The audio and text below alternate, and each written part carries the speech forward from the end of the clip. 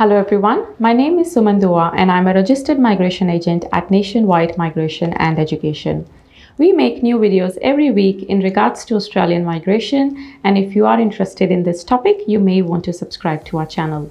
In this video today, we will be talking about 408 visa under the Australian government endorsed events COVID pandemic event stream.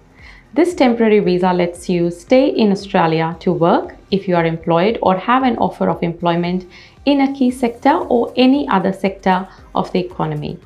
This visa is granted for up to 12 months if you are working in the key sectors of agriculture, food processing, healthcare, aged care, disability care, childcare, and tourism and hospitality.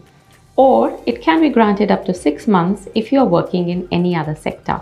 Since the department has removed the requirement for the health assessment for this visa, we have noticed very quick and automated grants for the 408 visa, and some have been granted within minutes of lodgements. Other thing we have noticed is that all recent 408 visa grants are for the duration of 12 months, even when a client was not working in a critical sector. Now let's look at some of the frequently asked questions that we have been getting regarding 408 COVID pandemic stream visa. The first one that I have is, can you include family members to your COVID-19 pandemic event visa application?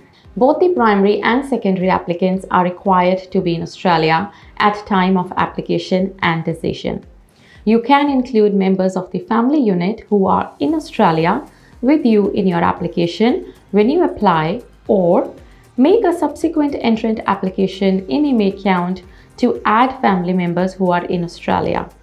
You can do this after you lodge your application. Family members who apply with you must also meet health and character requirements. Next one I have is what to do if you have lodged your application but a bridging visa has not been granted yet.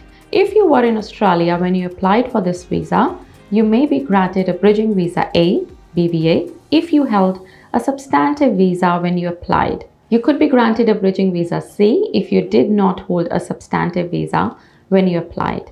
It may take up to 5 days for your bridging visa to be granted. Your bridging visa will come into effect from the date it is assessed to maintain your lawful status in Australia while your temporary activity pandemic event visa application is being assessed. The next very common question that we get asked is that can you change your employers while holding the 408 COVID visa? Department has advised that due to the need of workers in Australia, they have temporarily implemented a less restrictive policy on visa condition 8107, which is work limitation for COVID-19 pandemic event visa holders. As such, your current employer may not align with the proposer on your visa grant notification. After the grant of your COVID visa, to work in a key or any other sector, you may change employment as long as you stay employed in a key sector if you're working in a key sector.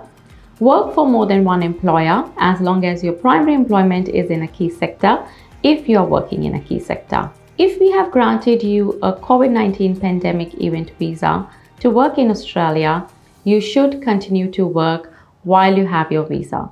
However, you do not need to notify the department of any of the above changes. Now, can you change your employers while awaiting the outcome on your COVID-19 pandemic event visa? If you have applied for this visa to work in a key or any other sector, you may change employment as long as you stay employed in a key sector if you're working in a key sector.